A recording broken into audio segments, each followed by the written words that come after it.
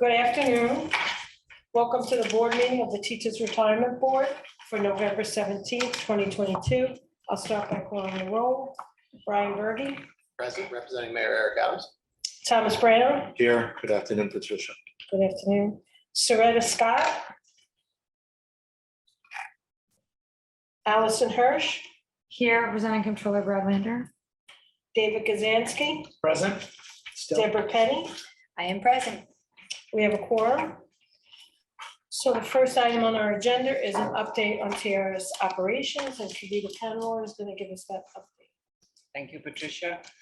TRS has updated the individual limits for member contributions to the TDA program in 2023. The IRS recently announced that the general limit will be $22,500 for next year, which is an increase of $2,000. And the catch-up limit will be $7,500, an increase of $1,000. During November, TRS also sent an email blast to non-contributing members to make them aware of our TDA program. TRS is in process of generating nearly 127,000 account statements for the third quarter of 2022. Members will be notified via email blast as these are made available for viewing on the TRS website. In addition, account statements were posted online or mailed to approximately 62,000 retired members with their TDA accounts and 1,400 TDA beneficiary participants. Thank you. Thank you. All right. Next on the agenda is the executive director's report. And the first item on the executive director's report is the next meeting, which has been scheduled for Thursday, December 15th, 2022. So please mark your calendars. The next item is approval of the 2023 shareholder proposal plan. So it is, whereas in a memorandum to the proxy. I'm sorry. I was looking for it in my file. I apologize. Resolved that the board hereby ratifies the committee's approval of the plan and authorizes the Office of the New York City Controller to submit the specified shareholder proposals on the focus list submitted to the committee.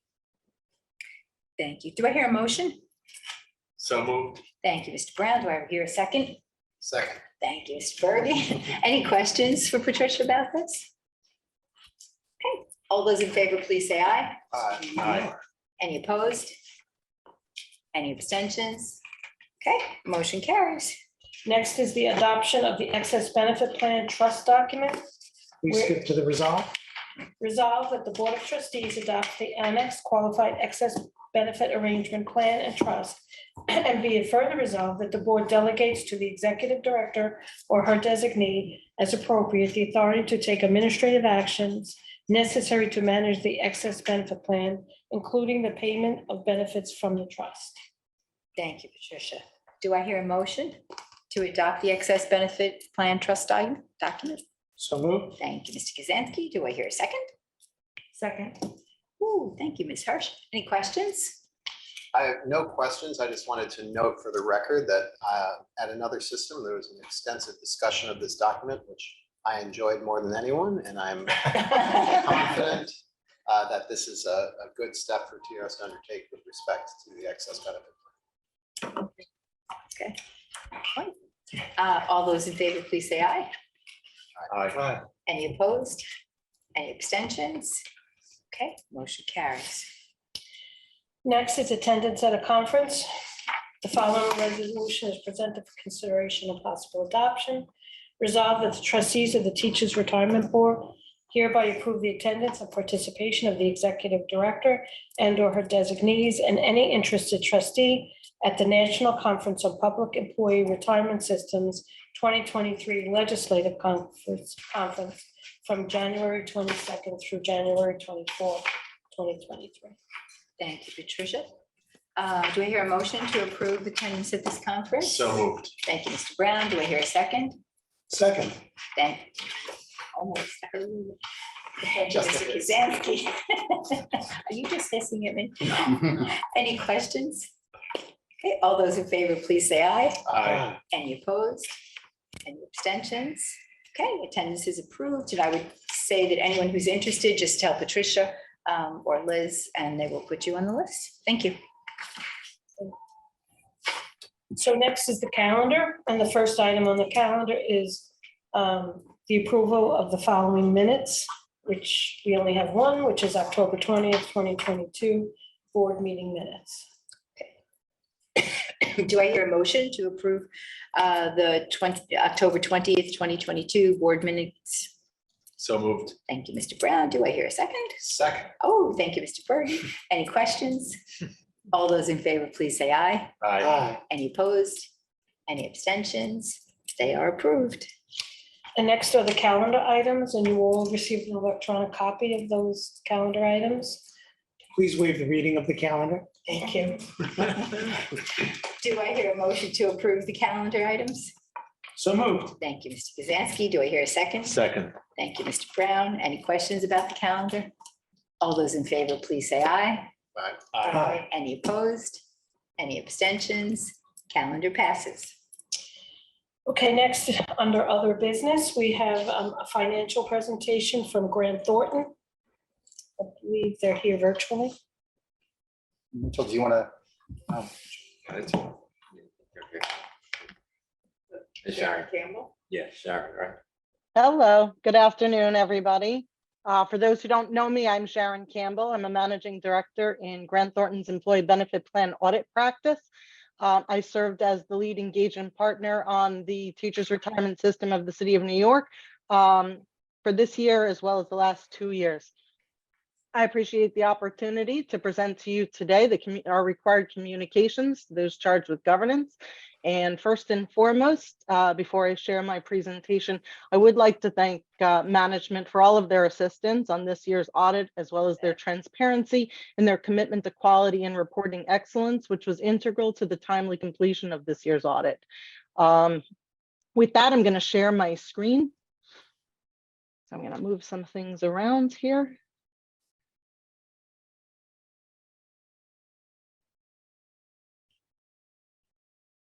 Okay, can everyone see my screen? Yep. Yes. Okay, perfect. All right, so everybody should have received this package electronically. So we're gonna go over some highlights here. With me today are my manager, Patsy Iacono and Will Richardson, as well as Brian Hardy from our ITAS group, Andy Zimick from our actuarial specialist group, and Cecile Publico from our investment specialist group. Okay, this slide is just the timeline of our audit and our scope. I'm not going to go into detail here, but the field work here is primarily performed during the June to October timeframe, and the deliverables meet the October 26, 2022 deadline. Okay. So we're required to communicate the responsibilities. The responsibilities for those charged with governance are overseeing the financial reporting process, setting a positive tone at the top and challenging the plan's activities in the financial arena, discussing significant accounting and internal control matters with management, informing us about fraud or suspected fraud, including your views about fraud risks, informing us of any other matters that may be relevant to our audit. Management is responsible for preparing and fairly presenting the financial statements and any required supplementary information, designing, implementing, and maintaining internal controls relevant to the preparation of the financial statements, maintaining sufficient records with respect to participants, communicating significant accounting and internal control matters to you, those charged with governance, and also informing us of any fraud, illegal acts, significant deficiencies, or material weaknesses in internal controls. Now, our responsibility as your independent auditors are to obtain reasonable assurance about whether the financial statements as a whole are free from material misstatement, whether due to fraud or error, as well as issuing an auditor's report that includes our opinion. Okay, we approach our audits using a risk-based approach, identifying significant risks as well as other areas of risk. The presumed fraud risk of management override of internal controls over financial reporting is considered a significant risk. The results of that risk are we obtain an understanding of the financial reporting process and controls over the journal entries and any other adjustments, as well as the suitability of design and implementation of such controls. We make inquiries of individuals involved in the financial reporting process about inappropriate or unusual activity relating to the processing of journal entries and other adjustments. We also consider fraud indicators, the nature and complexity of accounts and entries processed outside of the normal course of plan operations. And then based on the procedures performed, the controls appear to be designed and implemented appropriately, and individuals appear to have the appropriate authorization rights. There were no significant exceptions identified in this area. Does anyone have any questions so far? Okay, I will move forward. Our other areas of focus include investments and investment income. So we confirm investment positions. We evaluate the reasonableness of the fair value disclosures. We test a sample of investments held at year end to determine the reasonableness of the reported fair values. We also test a sample of purchases and sales throughout the year to also determine the reasonableness of the fair values, as well as investment related income, including net appreciation and depreciation in the fair values. We also evaluate the reasonableness of investment expenses. During the year, we identified, similar to the prior year, a proposed adjustment related to a lag in reporting for alternative investment fair value. Another area of focus is member contributions. We test the completeness of the population of member contributions, and then we select a sample of member contributions, determine eligibility to contribute, and whether member contribution amounts are appropriately calculated and withheld in accordance with plan provisions. Other area of focus includes benefit payments. So again, we test the completeness of the population of benefit payments, and then on a sample basis, we select benefit payments and review supporting calculations and documentation, determining that the member was eligible to receive the benefit payment, as well as the type of withdrawal requested, that the benefit payments were appropriately authorized, and that benefit payments are calculated in accordance with plan provisions. We also test the total pension liability by testing the completeness and accuracy of the census data. We assess the reasonableness of the actuarial assumptions used and the inputs used in the calculation of the pension liability. And we select the sample of members included in the census data using a change testing approach and testing the accuracy of the selected demographic data. Other areas of focus include member loans and compliance with relevant plan provisions, ITGCs, and the adequacy of disclosures in the financial statements. Okay, this year we used specialists in our compensation and benefits consulting practice. They reviewed with the assistance of our actuaries, in-house actuaries, they reviewed the reasonableness of the actuarial assumptions and methods used to determine the total pension liability. We also used our New York pricing group to assist us in the valuation of investments. Further, we used a subcontractor, Galeros Robinson, Galeros Co. Okay, for the significant risk that was identified, management override over internal control, we use whole ledger analytics. So we perform whole ledger analytics on all of the journal entries, both manual and automated, that assists us in pinpointing transactions that may appear to have a higher risk of management override. This cumulative risk score is generated based on how individual transactions perform against 38 different routines, which have been designed to identify unusual transactions or those that could indicate fraud. For the entries that we tested, we obtain the underlying support, we evaluate them for validity in the normal course of business, and then obtain evidence of approval. We did not identify any significant exceptions as it relates to the journal entry testing. As always, cybersecurity, ITGCs, and segregation of duty are a hot topic. This slide is just here to remind us all of that. Okay, from an ITGC perspective, the in-scope systems are outlined here. And then our areas of focus included security administration, program maintenance, program execution, technology operations, and cybersecurity. Okay, this year, similar to last year, we issued an unmodified clean opinion.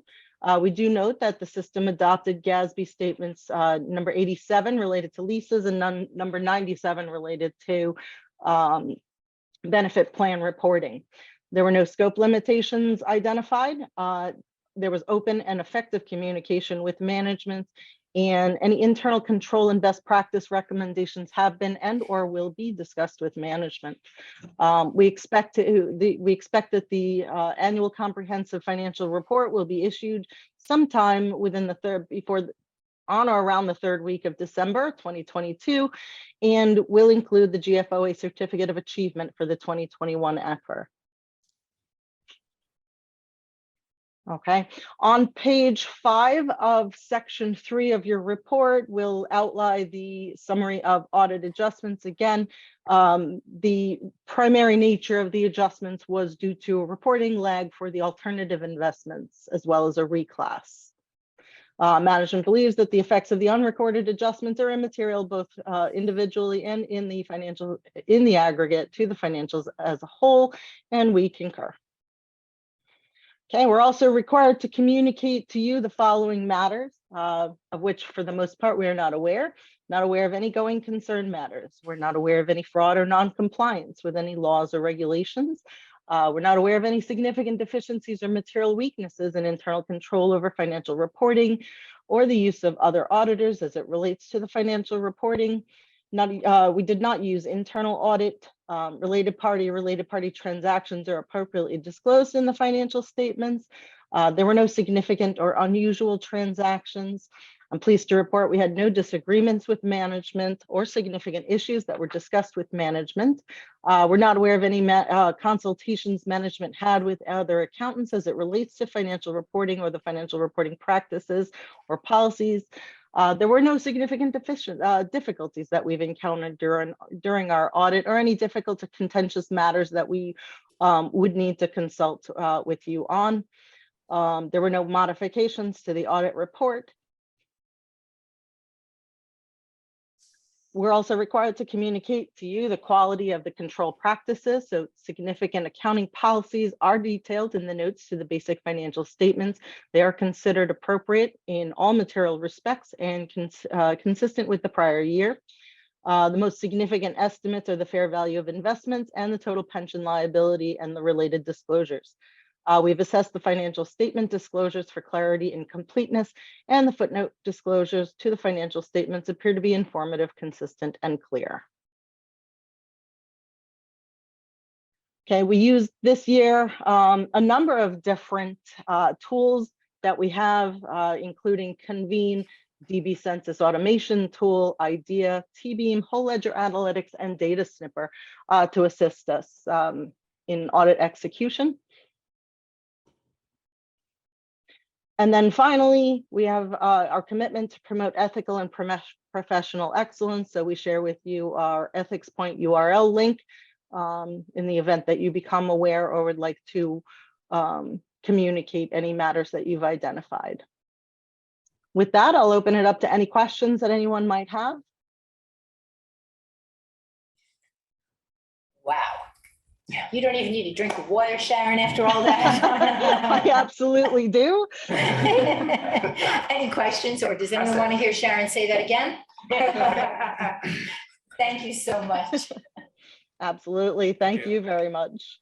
And if you have any questions at all, just feel free to reach out at any time. Thank you. I just want to thank Mitchell and his staff for all their work on the audit. Thank you. Thank you. Thank you. Okay. So next on the agenda, and before we begin, you could come and sit. Okay. But I just wanted to give you an overview for some of our newer trustees. I know our teacher trustees are aware because they've been here for years. So we're gonna,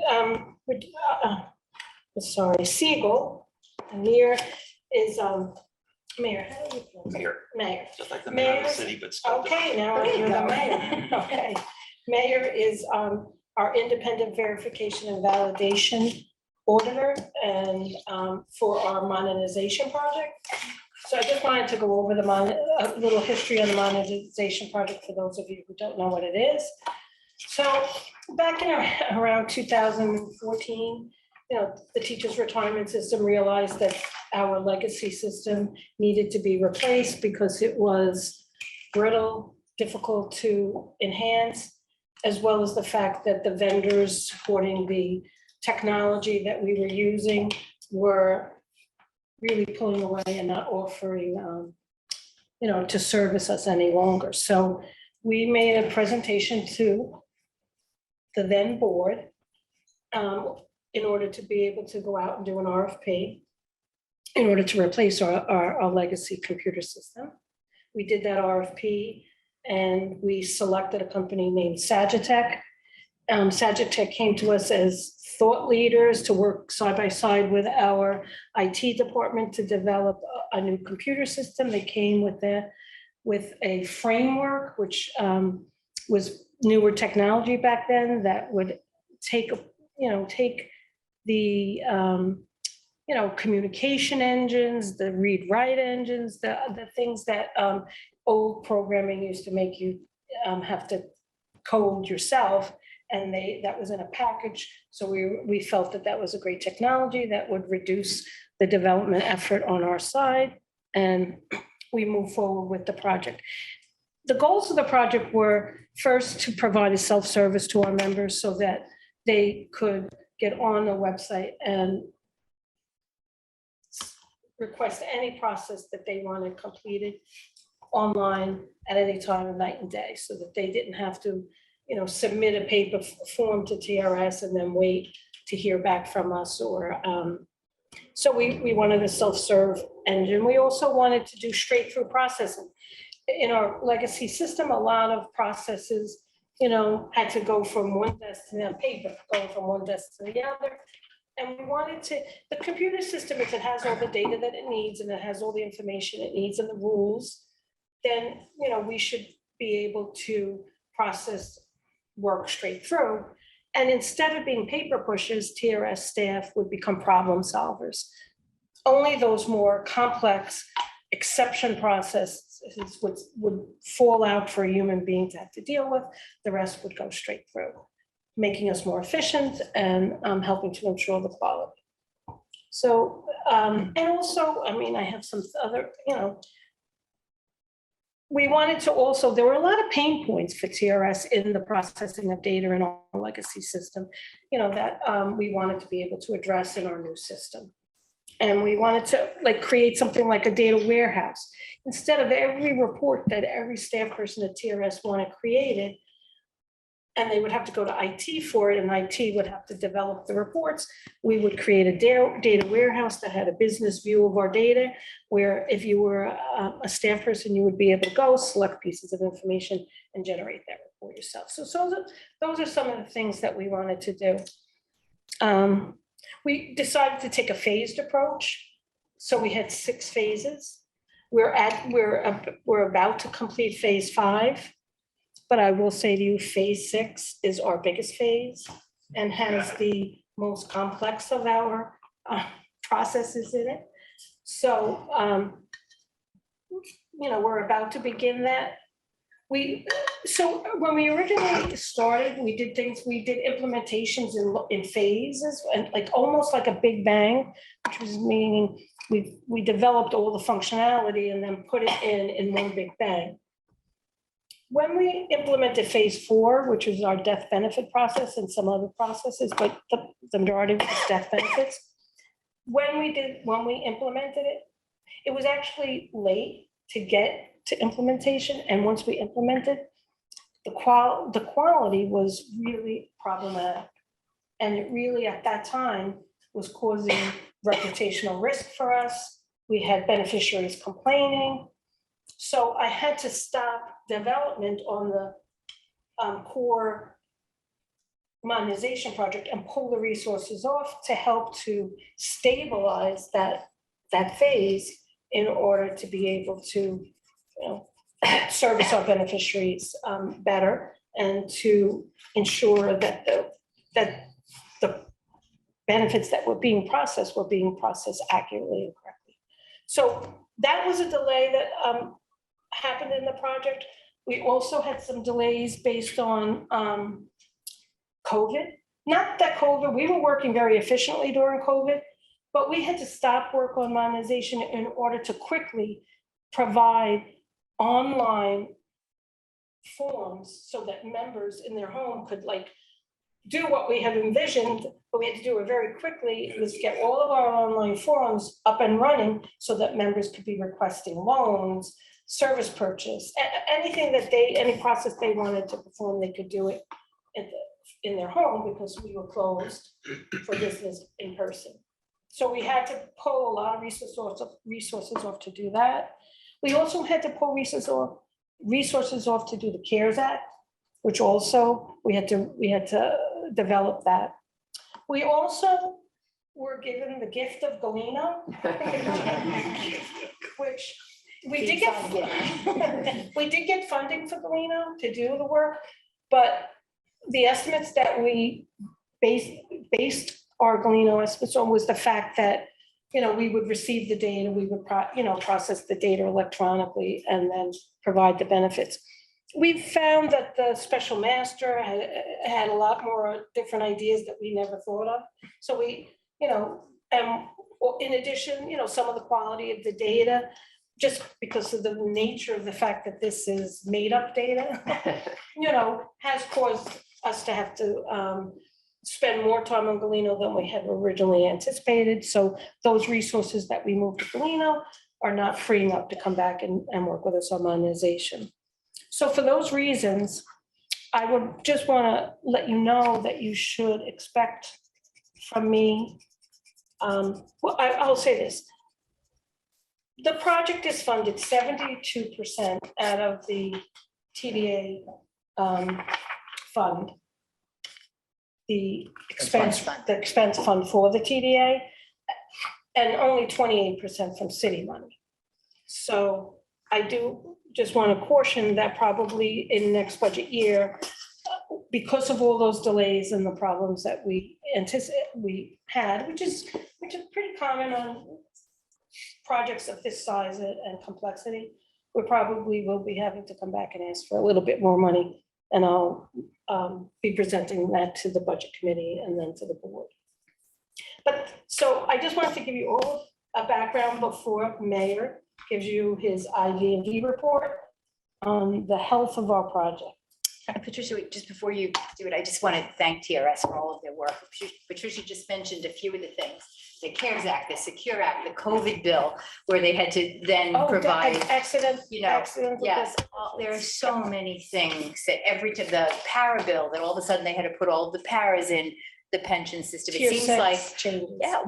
not a day goes by that we don't talk to TRS about some issue that we're having or some new bill that's come up, and they have to stop what they're doing and then work on it. And a special thanks during COVID, when they put everything online, our members, there was not a day that we couldn't reach them. They quickly, I've never seen anything so fast, were able to retire at home at a moment's notice. All of that, so admirable. We just can't thank you enough. And found a way that our members could go online and do virtual appointments and, change the call center, ask TRS. There are so many things. And we keep getting updates like every couple of weeks about the modernization project, but then we throw something else that our members need and they're able to kind of, work quickly and get it. So we thank you for all of your hard work. Thank you very Yeah, much. just don't ask us for any more money, I think. I won't be. Just kidding. Well, somehow or another, magically, my presentation is supposed to go on there. Liz, you hearing me? Liz? Yes, I will bring it up now. Okay, thank you. It's magic. It's amazing. Okay, so Liz, you can go to the next slide. Just by way of brief introduction, my name is Mayor Schechter. I am a resident of New York City. I've been working in the public sector pension arena since 1992, almost 30 years now.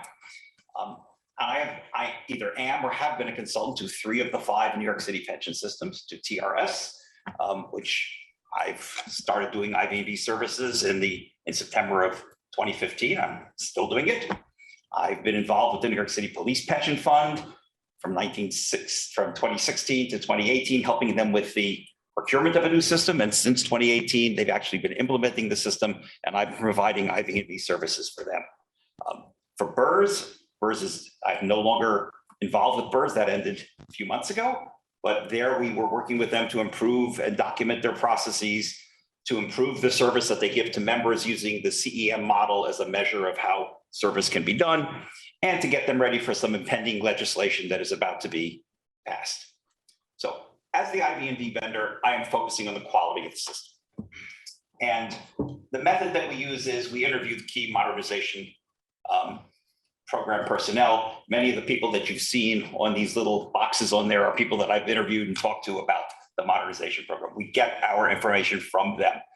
We provide quarterly assessments. So far to date, we've provided 24 quarterly assessments. And our assessments look at the modernization program at a number of levels. First is at the strategic level, and that what are the environmental conditions at TRS and how do they affect the modernization program? At a more core factor level, we're looking at the modernization program itself. How does its organization affect the effectiveness of the modernization program? And finally, I raise concerns. And by concerns, I mean things that crop up from time to time that I follow until they're no longer concerns. And lastly, we look at the staffing of the modernization program. Is the modernization program adequately staffed, both from the vendor's perspective and from the TRS business that is supporting it? So that's basically what we do. So let me start by looking at the strategic factors. All three of these on this particular page are factors that are typical of these projects. One of them is the degree of executive management involvement. Often we find that executive management gets deeply involved rather than designating the power and the authority to those that are on the project. I think you have a particularly issue here because Patricia was very much involved in the previous one and knows everything that went into it, knows all the difficulties, and might be prone to get deeply involved. But I'm pleased to say she has designated the authority to those that are on the project and only gets involved when it's needed, such as reorganizing the project, things like that. But generally speaking, the amount of executive involvement here is appropriate. Probably the biggest problem in all of these is compromising quality for schedule. Getting good quality takes time, and sometimes it takes more time than you expected. And there is often a great deal of pressure to cut corners to try to get the thing done on time, and cutting corners cuts quality. I'm also pleased to say that we have not seen that here. Another common problem is understanding what you are capable of doing internally and what you're not capable of doing internally. And there is often a reluctance to go and get the appropriate consultants from the outside. Again, we found that TRS has been doing this appropriately. They brought in testing contractors to help with testing, which is a direct correlation with quality. They brought in people to support their data readiness to help convert the data and move the data from the old system to the new system, clean up the data during the process, a critical component of any of these projects. They brought in organizational change management help. Changing your system is difficult for the staff. The staff over many years has developed expertise in using the existing system, and they often feel that their expertise is being now thrown away because now they have to learn something over again. So dealing with that, TRS brought in external resources. And I'd like to believe that at IB&V, they've also brought in some good external resources. Last but not least, the importance of organizational change management. And in this context, I'm referring to staff engagement. It is important to involve the staff. Not everybody on the staff is intimately involved in the program. However, they're all affected by it. And it is therefore very important that there is a proper degree of communication to ensure that the staff is engaged. So in pre-COVID times, there were town halls and various things like that. Subsequent to COVID, there's been a great deal of communications ongoing to the staff to let them know about how things are going, so on and so forth. So I think TRS has also done a good job in staff engagement. So next slide, please. So to go to the core factors, as I said, part of my scope of what I'm supposed to look at is the staffing. And I can say that the staffing of the modernization program and the business areas that have to support the modernization program and do their day-to-day jobs has been adequate, and there has not been a problem. There are some concerns related to what Patricia told you, that the biggest phase is yet to come, and we'll discuss that a little bit later, in this presentation. Quality assurance is, to me, critical to the success of such a program, and TRS has created a quality center of excellence. It is now run by somebody who is an expert in this area. They've hired testing consultants, cognizant, and I think it's very important to recognize that the Quality Center of Excellence has not been reluctant to hold up the release of a piece of software if they feel that the quality is not adequate.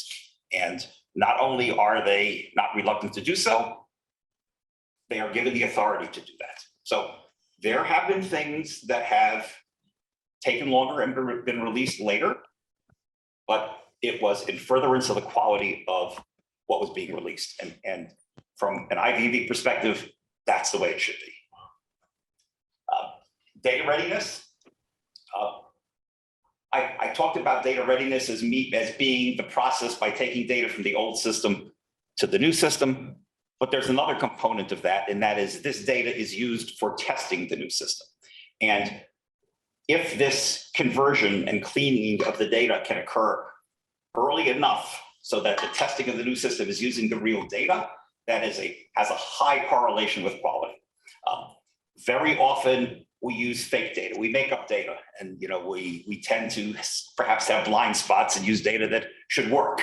But when you use real data, you're really testing the system against what it's going to be actually working on in the future. So the data readiness originally was not getting the data that early into the testing process, but now they are getting ahead of the testing process, and the testing process is using real data, and that is a big contribution to quality. Operational readiness is something that I will say I sort of heard the first time here at TRS, and it's recognizing that there are many aspects of preparing the TRS staff for each release that have synergies between them. And it is, and they've created this organization, and this organization has been working together to align all of these things, training and documentation of processes, and to coordinate them so they all make sense. And they are doing a very good job at this. And you will see later on as I discuss what Patricia just discussed about breaking these things, breaking the releases into small pieces, that this is putting stress on this particular organization. Because when you break, well, I'll discuss it later when we get into the staffing, but just it's a concern about that. So as far as concerns are concerned, throughout these things, we've raised 17 concerns, 12 of which have been raised, have been dealt with, and are no longer being followed. There are 5 that remain as active concerns, and I'm going to show you those. I'm going to discuss those. The others are in the back of this slide presentation, and I'm not going to go over those now. Those are no longer concerns, but I'm assuming people have a copy of this. If not, you can get. No, but if you would like. If you'd like a copy of I'll it, you send can get to a copy of it, and you can look at those concerns. And if you have any questions, please feel free to ask. But those 12 concerns that are there are concerns that were raised, dealt with, and are no longer being tracked. But these are ones that are still active and being tracked. So pressure to compress the schedule very much goes along with the environmental issue that I discussed, and that is there is always pressure at every level to try to make the schedule tighter and just get things done as quickly as possible. And whereby I believe some of these pressures did affect some launches earlier. These pressures are no longer there. I think now there is a realization that it is better to have the quality at the time you launch it, not try to recover from things that are being launched without having that quality. And Patricia told you about phase 4, and that was a classic example. That was a wake up. Okay. Patricia also mentioned the effect of COVID-19 pandemic. I believe from a staffing of the program and the ability to collaborate and work together, it has not been that big of a problem. I think people were able to, move to Zoom and get things done. However, as Patricia pointed out, and Ms. Penny added, many new things have been required because of COVID, and they are in fact things that take time and take effort. So they definitely have an impact, on the overall speed of the program. Yes, what would a presentation be without Galeno? Yes, the Galeno has been a significant, has had a significant impact on the modernization program. Surely it wasn't factored into the original plan. Nobody knew it any more than they knew COVID. But when it became apparent that this lawsuit was going to affect, and there were going to be claimants, and TRS had to deal with the lion's share of those claimants, TRS understood that the modernization program had to be enhanced to deal with these people. There were enough of them, you couldn't do them manually, you had to put them in the program. And they spent a great deal of time estimating the effort that would be necessary in doing that. And their estimating was based on certain assumptions that were documented, reviewed, approved, and that basically was, this is the scope of what Galeno is. Okay? And I know what that scope is. I can therefore estimate how long it's going to take, how much it's going to cost. Well, the best laid plans of mice and men, as you know. So Galeno has continued to be a drain on the resources. When the claimants come in, some of what the special master says you have to do with them was what was anticipated in the beginning, and it continues to be, an ongoing drain on the resources for the modernization program. UPS is the old system, and I think also, as Patricia mentioned, it's a mainframe-based system, which is is difficult now to find resources to maintain on an ongoing basis. So this is a risk. I mean, this was one of the risks that drove the modernization program, and it remains a risk. There is still a lot of the functionality of UPS has already been moved, but there is still critical functionality that's still in UPS, and UPS has to last until the modernization program is finished. It is a risk. I am aware now that TRS has a mitigation strategy and is working on that. And everything I can see up till now is it will be done in time, and that risk will be not become an issue. So I think that's a important thing. Morale of the Sagitech staff. I'm not going to spend a whole lot of time on this, but what I will say is the project manager for the Sagitech indicated that there was a morale problem in Sagitech. By the way, Sagitech is the company we brought in to help us with Right, the right. They are the ones who own this framework that's being used, Right. and they're the ones that are implementing it. They have indicated there's a morale problem. I am not privy to the details of the morale problem, but I am knowledgeable of the fact that at Siegel, we work with Sagitech, we work with other vendors, and there is a great deal of turnover among the vendors. They're going from one to the other. They're going, in some cases, to clients. Yeah, there's a lot of change, and that's just a cautionary tale because as there is turnover, you lose institutional knowledge, you lose some capability, and you have to spend time training new people and bringing new people up to speed. So morale problem or not, the main issue is there's a lot of turnover, and it is rampant throughout. I'm not going to mention other vendors, but there are other vendors that are working for other clients that are experiencing the exact same situation where there's a lot of turnover. And does that affect our timeline then? Does that It set us surely back? has the potential to, yes, most definitely. There are people that are familiar with what's going on. If they leave, somebody else has to be brought in to pick up the slack, and that person requires a learning curve and so on and so forth. So it has the potential. Actually, I'm not sure this is the only industry that's having a lot of turnover. I think that the job market in general, there's a lot of turmoil in it, and this is just one of those places. And unfortunately, this one has an effect on the modernization program. Next slide, please. So just some observations.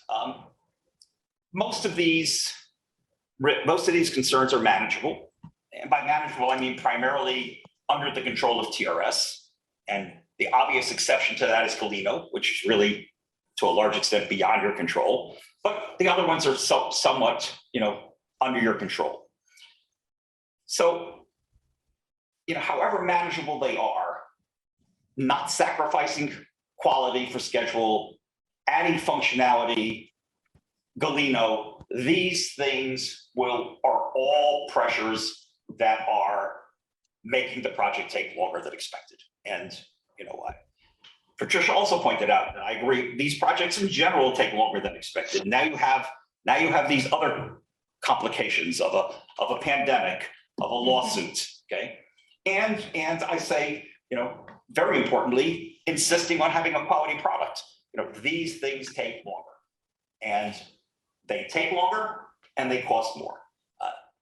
TRS has an arrangement with Sagitech that they are capped on certain fees that they can charge based on their estimates as to how long it would take. So that particular one is not going to grow just for the extension. It will grow when added functionality is put on and things like that. But others, and I mentioned that the TRS was not reluctant to use external contractors where needed. They do not have those type of arrangements. So as this project takes longer, it will cost more for TRS. So that's the situation. All right, go to the next slide, please. I mentioned staffing was one of the things in the purview of IB&V. What I will say is the TRS business functions that we've been specifically involved with, which is the benefits administration, the member services, and accounting, they have been able to adequately support the project and keep up with their day-to-day administrative functions. This is always a concern when you start bringing a project like this. You've been running, you've been providing administration to your members, and now all of a sudden you impose this large project on your staff. And so far what I've seen is that the TRS staff has stepped up. They have been able to support the project, and they've been able to do their day-to-day jobs. But the largest phase is still to come. And TRS is in the process of putting together the roadmap. I'll call it the schedule for phase 6. And the businesses are looking to see that so that they can plan their staffing needs accordingly. So that is still remains to be seen. And the technical resources at TRS, because now basically you have two systems. You have UPS, which is doing some functionality. You have Aspen, which is the modernization program, the name of the modernization program's software. They're both running. And so far TRS has been able to support both of those, and and that's to be commended. So other items of interest, and this is something that Patricia said to you, that after phase 4 and the experience that they had with phase 4 and the difficulty in stabilizing it and the amount of resources that were needed to stabilize it, TRS took a different approach. And their approach was to take what was called a phase, and the phases had been defined from day one. This is phase X, and this is the functionality in phase X. To take those phases and break it up into smaller amounts of functionality. And when you break it out into smaller amounts of functionality, it has all of the, I'll call it all of the overhead associated with the large one. You have to have training, you have to have processes associated with it. Like, all of this, is necessary. I'm taking some more days off. Hold on. Yes, just.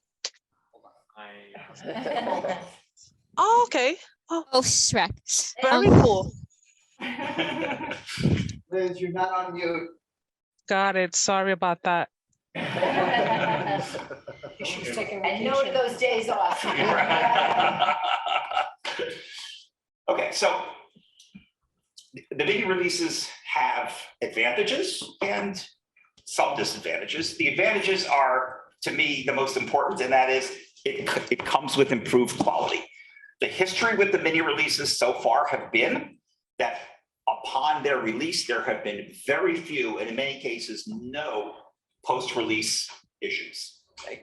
And if you are releasing the software with the quality built in from the beginning, that leads to quicker stabilization. So we talk about launching late because it takes longer to get that quality. But are we looking at the right thing? Should we be looking at how long it takes to launch, or should we be looking at how long it takes to stabilize? Okay. And I think if you look at how long it takes to stabilize, you will find that this really isn't taking long. Okay. And what you have done in the process is you have also reduced reputational risk, because as you know, every one of these things has a component that is, or many of these have components that are rolled out to the members. And as soon as the quality is not there and it affects the members' experience, that's not a good situation. So I believe that the mini releases have created a ability to stabilize more quickly and reduce the operation, to reduce the reputational risk. What is also done is you have a quicker use of functionality. When you have a big bang or a large phase, you don't get any of that functionality to the end of the phase. Now you're getting pieces of that functionality throughout the period of time. So you are actually getting new functionality using the new system, which is improved, and the processes associated with it are better, and you're getting that earlier. So those are, to me, the big advantages of this mini release strategy. The disadvantage, and I mentioned this earlier, is there are some of the entities that are supporting the modernization program that are actually involved in every single mini release. They're the ones doing the training. They're the ones that are writing the procedures. And these releases, are coming out, typically monthly. So they basically have not had a whole lot of time to breathe. Because as soon as one mini release happens, they have to start preparing for the next one. So I point that out as a potential problem. So far, so good. They've been able to keep up with it. We're now getting into phase 6, and there will be many, mini releases with phase 6. It is something to keep an eye out for. And of course, finally, schedule and cost, as I mentioned before, putting quality in costs money. And that there's no other way to say it. It's a good investment in my opinion, but nonetheless, it's there. So let's get to the bottom line. I think right now you have a program that is on a trajectory that I believe will end up with a successful, high-quality pension administration system. The shift in mini releases has resulted in a rhythm, and I think that rhythm is very important because it has raised the confidence level. It's important to see that the people are feeling more positive about it. And I think that's a very important part of change management. And I will say, literally, it was a consensus. I did not hear one person that I've interviewed say that the mini releases were not significantly enhancing the quality and making them feel better about what was going on. So I think that is a big, big win. Yeah. So although it will take longer than currently planned, the stabilization, I believe, will occur earlier. Because if you roll out something and then you spent a long time getting it stable, that's wasted time. That's time where where the reputation can be hurt. You're much better off releasing it later and having it stabilized earlier. And I think that's what you're getting. Okay, so the primary drivers for it's taking longer, as Patricia mentioned, phase 4 took a long time to stabilize. That was something that was released in the Big Bang Theory. No television, but now I think that was an impetus for looking for a better way to do it. And starting with phase 5 and continuing on phase 6, they'll be using the mini release approach. Another driver is, I think, Liz, Could you go back? is the insistence on high quality. TRS has insisted on high quality. They are not ready to release things until they achieve the high quality. And I commend them for that because that is not an easy approach to take. There's been additional anticipated functionality caused by COVID-19, the CARES Act, and other requirements for, related to the COVID. And finally, the ongoing resource demands of Galeno is something that is a constant drain on the modernization program. And as I said earlier, more difficult to predict how long that's going to take. So that's really all I have. Any questions that anybody has, I'd be happy to try to address. All right, would be it too. No, we're good. Thank you. Thank you for that. Thank you, Mayor. You're welcome.